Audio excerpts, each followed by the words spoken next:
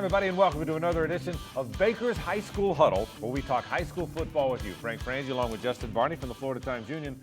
It was a good week, it looked like, but it kind of became blowout city last week, didn't it? Yeah, really some good matchups on paper, some good rivalry games, and it turned into a big blowout weekend. Fletcher, Sandalwood, a big blowout. Those guys are not district rivals anymore. Just a great game. Range, First Coast, another one looked good on paper. Turned out to be a blowout. University Christian, Trinity Christian. Once again, a 30-point win for Trinity, and just not a lot of good games when the actual results were played. Yeah, Providence, Baker County played an awfully good, for the most part, there weren't a lot of close games. We've got a lot to talk about on this edition of the program. Thanks for joining us to talk nothing but high school football. A lot of games we will get to later on in the program. We'll talk some recruiting. We'll go in our alumni corner as well. But let's start with our game of the week. It is Fletcher and Sandalwood. That's a game that Justin attended. We thought it would be an absolutely terrific game. They don't like each other very much. Some guys went to one school, now they go to the other school, so a lot of cool things that went on. But here's one thing that went on. Fletcher really took it to Sandalwood. The Senators win it 45-14. Justin, let's talk about some specifics. You really can't start, though, without talking about Jesse Liptrot. It was the Jesse Liptrot show. Tell us some things he did in that game. Fantastic individual performance from Jesse Liptrot. And I, saying on Twitter the other night, Jesse Liptrot 24, Sandalwood 14. Jesse Liptrot 4 touchdowns, a big safety, slot back guy, 3 interceptions, 2 go back for scores, 100 yards of offense on the offensive side of the ball, 2 touches, 2 touchdowns. Just a fantastic all-around game for Jesse Liptrot, safety, and he's going to get some more college looks after this game for sure. Let's talk about the one stretch where he intercepts a pass, then makes this crazy, terrific touchdown run afterwards. That was a great sequence for him. And then later on, a 106-yard return for a touchdown. Yeah, he capped off that. Fletcher had a field goal. Next play, Sandalwood comes back. Eli Peters throws an interception. Next play, first touch, 29-yard touchdown run for Jesse Liptrot. So pretty fantastic in a 12-second span. Jesse Liptrot intercepts a pass and runs a 29-yard touchdown run. And at the end of the game, 105-yard touchdown return on an interception. So just pretty phenomenal night for Jesse Liptrot all around. And the 105-yard return, our cameraman Marcel kind of had it from the other side of the field, but as you watch this thing, it's pretty amazing. Got it in the end zone, went the distance to really cap off a pretty amazing game. No question, truly an amazing game for Jesse Liptrot. But there are other guys that played in that game as well. Let's talk about some of the specifics. Augie DiBiase, the quarterback, hitting Khalif Jackson.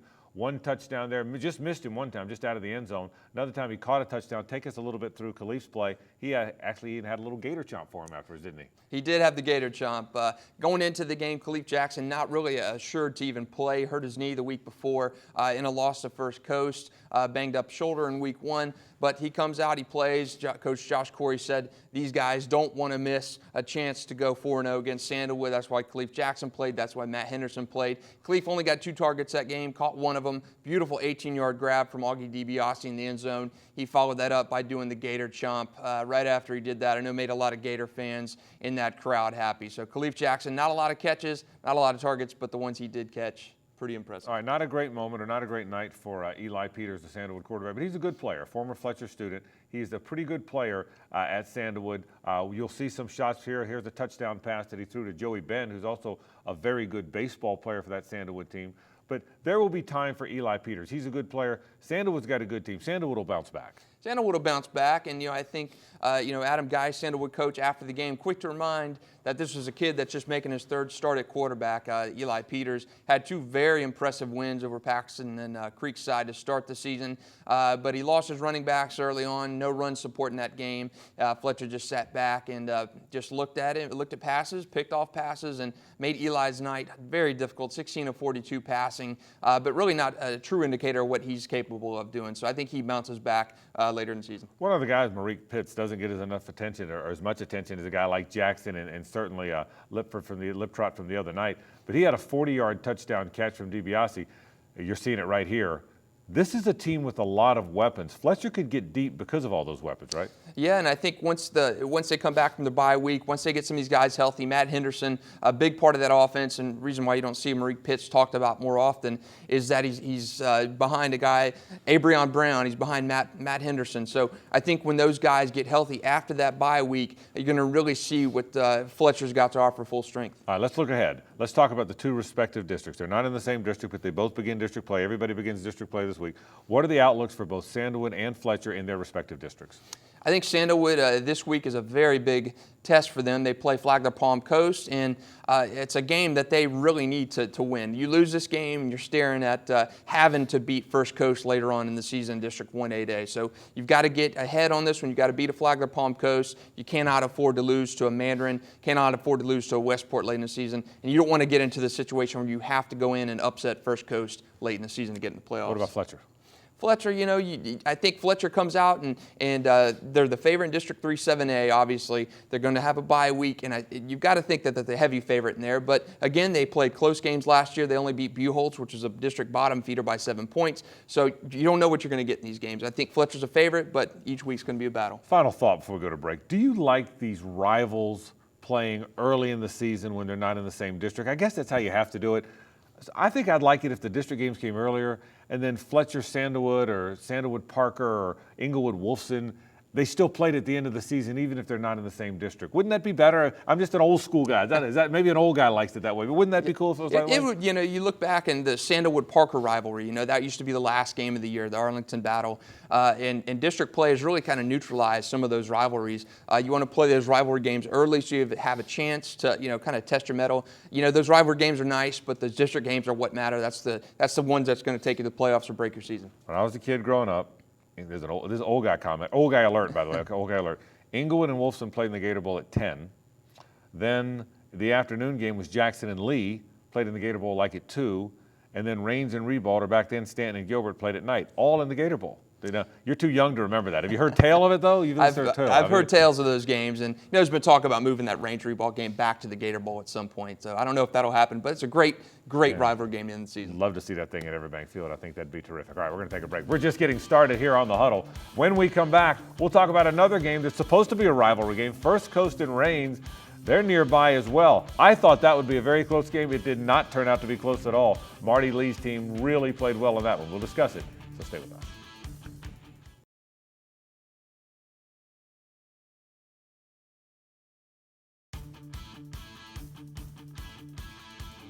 Welcome back to the Huddle, where we talk high school sports on Baker's High School Huddle. Frank Frangie along with Justin Barney. Now, we talked about rivalry games. Are certainly games where teams are used to playing against each other. First Coast and Raines has evolved into a good rivalry. First Coast is a relatively new school, hasn't been around nearly as long as Raines and Rebald and other schools on the north side. But boy, a lot of good players go to First Coast now that once upon a time might have been zoned to go to Raines. So those two teams get together and play usually pretty good games. Not a great game this week, 62-7. First Coast was all over Raines, one of our games of the week. Justin, first of all, what happened in this game? Give me an overview. I know Raines is young, but I don't think anybody expected it to go quite like that. No, you look at last year's game, and it was 18-10. Raines won in overtime, and you looked at that game, you figured First Coast would win that game. They had a lot of stars on offense, very good defense. This year, you expected a similar performance, a very tight, low-scoring game, and that did not happen. First Coast, stars on offense, I think just really crushed the spirit of Raines. First Coast rolls in that game, 62-7, and I think after that first quarter, Raines just said, how can we stop this team? Probably one of the most lopsided beatings in Raines history, and I know First Coast, after last year, how that game ended, they wanted to score big on Raines, and I think they proved that message pretty well. Let's talk about the great DeAndre Johnson. 391 passing yards, ran for a couple touchdowns on his way to Florida State. This guy's a really good player. I'm not sure he gets enough attention. He gets a lot of attention, but because Johnny Wolford got all the attention and he deserved it at Kenny last year, we're not that far removed from Tim Tebow, who set all the records around here. I almost get the sense DeAndre slid under the radar a little bit, but what a magnificent career. Boy, did he play great the other night. Fantastic game, and I can't remember the last time Raines allowed 391 passing yards in a game to anyone. And DeAndre Johnson, yes, I think it's almost easy to overlook him because he's done it since he's been a freshman. He was throwing those passes to Chris Black as a freshman, led First Coast to the state championship game. They lost to Bradenton Manatee, but nonetheless, DeAndre Johnson, I think when you got guys doing things for so long at such a young age, and he started quite young, that you tend to lose sight of that a little bit. And DeAndre, I think this senior year is going to be a coronation of a fantastic career, one of the best careers certainly that we've seen along the First Coast. Talk about some other guys. Tristan Payton, DJ Matthews both scored in that game. Two good players. He's got some weapons around him too, doesn't he? Quite an assortment of weapons. When you look at Tristan Payton, he's a senior going to USC. You got Jared Washington, a senior going to South Carolina. DJ Matthews, a sophomore, one of the best in the country. He's already committed to Florida State. Three just potent football bowl subdivision wide receivers. I don't know if we've seen that kind of talent on offense in quite some time, maybe ever. All right, so big win for First Coast. But before we transition out, a little bit about Reigns. They're in our game of the week this week. It'll be Reigns and Bowles coming up this week. That's our game of the week. Micah Sanders, the younger brother, obviously, of Marvin Sanders, who's now at Missouri, and it's Javaro Hardy are the two quarterbacks. How's that playing out for Reigns?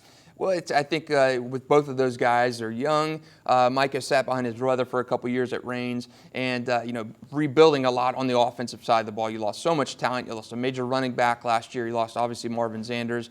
Micah's been banged up quite a bit this year, and Reigns with that schedule that they have is just brutal. They start with White, First Coast. They beat. All right, they actually play Bowles. They've got to play Cocoa. So played Miami Northwestern in week 2. So I don't think we've actually seen Reigns have any downtime to adjust with these growing pains that they're going through on offense. Let's transition now to the Trinity UC game. Certainly that's a game that I think everybody thought when those two teams get together, always a matchup of really good teams. Again, Trinity so good, a little bit of a blowout.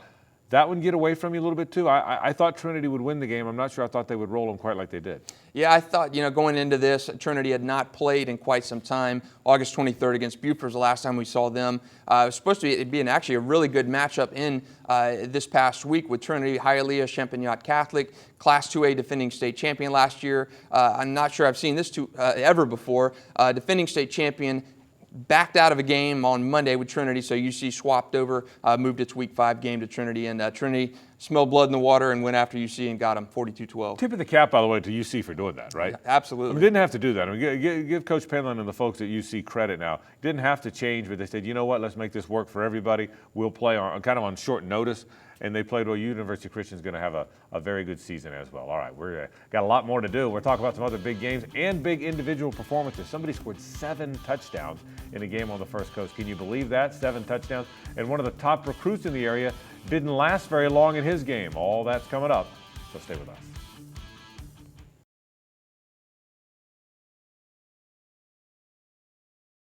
Do you want your team to be the best-looking team in town with the absolute best gear? Then you want Baker Sports. Since 1997, Baker Sports has been the stop for sporting goods, equipment, and gear, and has long been preferred by more college and high school teams in Northeast Florida than any other company. Middle school, youth, and Pop Warner, they all use Baker Sports. Baker Sports has the best design specialist, embroidery professionals, and silkscreen artists in town. For the best in sporting goods, it's Baker Sports. Welcome back, everybody, to Baker's High School Huddle. Frank Frangie along with Justin Barney from the Florida Times-Union talking high school football with you. It was a wild week. We told you about it. Let's take a look now at the scores throughout the course of high school football on Friday night. Justin, some interesting games. Let's go through some of them. Atlantic Coast all over Wolfson. Kevin Sullivan's got a good team this year, doesn't he? Yeah, very good team, and I think you can expect them to push for a district playoff spot in 3-7A. Clay wins big over Orange Park, 33-13. Clay's got a nice team. Very good team. State runner-up last year, and proving it all works this year. Yeah, Creekside loses 28-13 to Palatka. What's Creekside got this year? It's a very big struggle. 0-3 so far. Palatka was winless. They got that one. Jackson wins 22-0 over Parker. Jackson got a pretty good football team? No, ended a 13-game losing streak. So they or 14-game losing streak dating back to 2012. So kept it going. They finally got it. Yeah. White, by the way, does have a pretty good football team. They win 26-3 over Mandarin, which is a game that I thought might be a little bit of a closer game. White's got it going, don't they? 26-3, and defense and special teams has carried White, and you saw that win against Mandarin. Boys, St. Augustine wins 31-0. Coach Joey Wiles, maybe one of the best coaches in the area. Very good coach. To do what Joey Wiles done at a public school, you've got to give him credit for it. All right, a lot of scores, and we will each week go through all the scores. There you see them, the scores from last Friday night in high school football. Let's turn our attention now to a couple of individual performances. Providence went on the road to play in McClenny against Baker County. Interesting matchup in that game. If you think about it, that's one of the best home field advantages on all the First Coast. It's hard to get out of there. Providence wins the game 28-27. Some storylines develop. First of all, C.C. Jefferson, the terrific player, Justin, didn't last very long, hurt very early on in the game. Yeah, hurt his shoulder early on in the game, and wore sling after that one. Sling on his official visits this past weekend. So you got to wonder how severe is that injury for CC. Talked to my friend Tony Baselli about that game. He said, look, here's what we were going to do. We knew all along we were going to run it and run it and run it and then run it. They ran it like crazy. Jamari Wakefield, 349 yards. And that's really how Jeff Cobb's team's going to play, right? They're going to get behind that big offensive line, Andrew Baselli on the right side, and run it, and they're going to run it as far as it'll take them, right? Yeah, that last year they had a little bit more of a throwing threat with Augie DiBiase back there. This year, I think there's no secret to what they do. They're going to get behind those big tackles and big guards, Andrew Baselli, Andy Godwin, and pound it with Jamari Wakefield, 349 yards rushing the other night. Totally been the difference for Providence this year. How good can they be? How deep can this Providence team get? Because they feel pretty good about what they've got over there. They're not maybe as fast offensively as they'd like to be, but it's a pretty good team. Yeah, you're a 3A school going to Baker County, a 5A school, and winning there, the 3-0. And, they're in a 3-team district with Trinity Christian, so I think they have a difficult task to beat possibly a Trinity Christian, but all you got to do is beat Episcopal, and in a 3-team district, that's going to clinch your playoff spot. By the way, that Trinity-Providence game is the Thursday night before Halloween, and I think people are already talking about that game, aren't they? Does Providence have a chance in that game? I think it's going to be. I think it's going to be a difficult challenge for Providence to contend in that game. I think they maybe can do something a little bit early on with that ground game, but I think Trinity Christian's defense is just phenomenal. They feast on that running game. You mentioned Episcopal, the Eagles under Mark Brunell went easy. Daniel Fisher, 7 touchdowns in one game. Take us through his game a little bit. He had 7 touchdowns. He touched the ball 7 times from his running back position, scored on 6 of those, and also took a punt back for about a 65-yard touchdown. So when you're Daniel Fisher and you're touching you want to get the ball in his hands as much. When he's touching the ball, he's getting in the end zone. District play begins this week. That next district spot will really come down to if Trinity's in the Providence Episcopal game later on in the season, right? Absolutely, and it came down to it last year, and Episcopal was solid for about a quarter and a half in that game, and it just got away from Providence's depth. Jamari Wakefield and that big offensive line that we were just talking about wear his team down, and I think Episcopal's going to have a good season. I just don't know if they're ready yet to push for that playoff spot. I know each week on the program we'll also have an alumni corner, a former player or a player formerly of the First Coast who plays very, very well. Isaiah Ford's an interesting guy. People don't know a lot about him, or didn't necessarily, because so many recruits came out of here, but he got to Virginia Tech, had a SportsCenter highlight reel play a week ago, even though the Hokies lost to East Carolina. A really good receiver that I'm not sure people know a lot about. You'll see his numbers so far on this season. But I think Isaiah Ford is one of the real good recruits to come out of here. People don't talk enough about, do they? Yeah, when you've got classes coming out of here, it's easy to lose track of guys. Isaiah Ford was a guy who was on the fence with things, early commit to Louisville, and then with the coaching situation at Louisville happened, was a late guy, announced on signing day that he was going to Virginia Tech, and he had the potential to play early, but he's starting as a true freshman. That's pretty phenomenal. Also a basketball player, too. Were the Florida States and the Floridas and the Georgias on him at all? Were they in play with him, or did he want to go there? What was the story with Isaiah? Yeah, Florida came in late on Isaiah, but I think the possibility of playing basketball too for a big-time program, and just the connection he felt with Virginia Tech after Charlie Strong leaving Louisville and going to Texas. I think he just looked for that best coaching fit. And I know he felt comfortable there with Coach Beamer and the basketball staff as well. He looks like a veteran guy, doesn't he? He looks like some guys look like they've played college football a long time. Some guys, they're raw, but they're not ready. He looks like he's played college football a long time, doesn't he? He does, and he's a big receiver. He's 6'2", 6'3", and I think once some weight gets added to Isaiah and he kind of grows into that frame of his a little bit more, he is going to be just very, very, very difficult to stop. All right, our alumni corner takes a look at Isaiah Ford, formerly of Trinity, now of Virginia Tech. Let's take a break. When we come back, though, we'll look ahead to next week. Reigns and Bowls is our game of the week. We'll talk all about that matchup. And district play begins all over the First Coast. What are some of the key district games upcoming? That's next, so stay with us.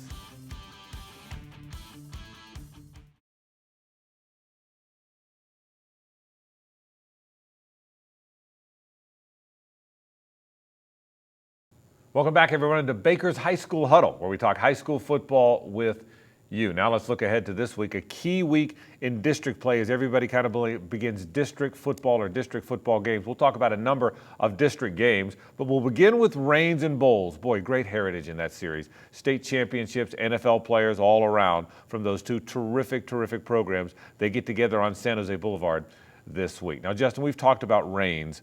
Let's get to the Bowls football team a little bit. Always good under Corky Rogers. What kind of a team does Corky have this year? Well, you look at Bowles last year, and the problems that they had on the defensive side of the ball were pretty magnified. Gave up tons of points, and you get in the state championship game against Booker T. Washington, struggle again.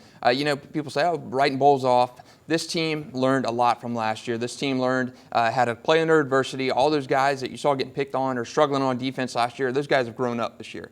And, I think Bowles is a very good threat to get back to that state title game this year. And, but Range, you can never count out Range. Never count out the Vikings at all, just because what is at stake in this games. And Range 3 years ago beats Bowles, wins his district title. Last year wins the district title, knocks off Bowles in this exact game. In the playoffs, Bowles gets even, wins a double overtime. But just can never discount this rivalry, what can happen in this game. All right, let's look ahead to the Reigns football team for a second. We talked about them against First Coast last week.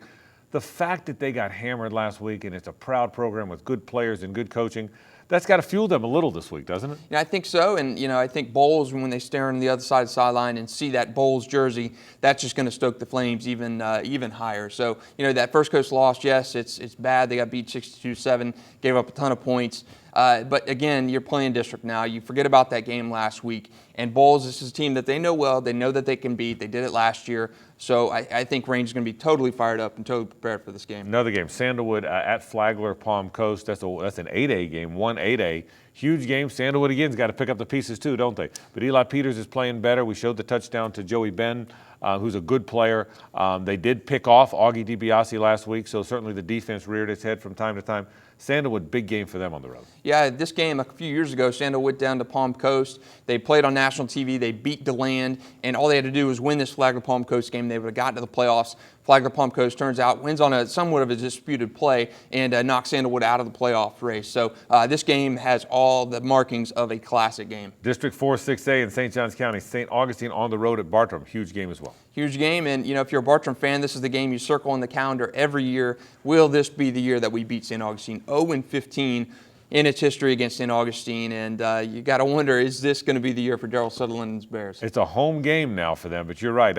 It's hard to believe it's been as good as Bartram has been to have a team like that they've never beaten. One other game is Atlantic Coast on the road at Oakleaf. That's 3-7A. Important game for Kevin Sullivan's team as he goes on the road. Yeah, both these teams 3-0. Oakleaf last week, big win over a team from Georgia. And whoever wins this game is going to have an inside track to a playoff spot in 3-7A. All right, so we've certainly got the big district games coming up this week. Don't forget now, Rains and Bowles will be our key game. Justin will be out there. We'll be out there. It'll be our first time all year long with kind of our tour, our high school huddle tour will be out there, so we'll be saying hello. All kind of free stuff coming from 1010XL, our radio station, and from our friends at Baker Sports, so we're certainly looking forward to that. So it's going to be a fun week. I can't wait to it. Are you in the press box? You're on the field? You're a celebrity out there. Now, where will we find you? In the press box, and our job has changed, so you got to tweet, you got to talk, and you got to interact with and fans. You'll be tweeting. Nobody tweets like you do, all right? Because you'll be tweeting like crazy from the press box. So Justin will be the press, but we're looking forward. I'll be out that game as well, so we're certainly looking forward to it. Folks, that is our program. Thanks for being part of it. We love talking high school football with you here on CW17. We're out of here. For Justin Varney, I'm Frank Frangie. Have a great high school football week, everybody. So long.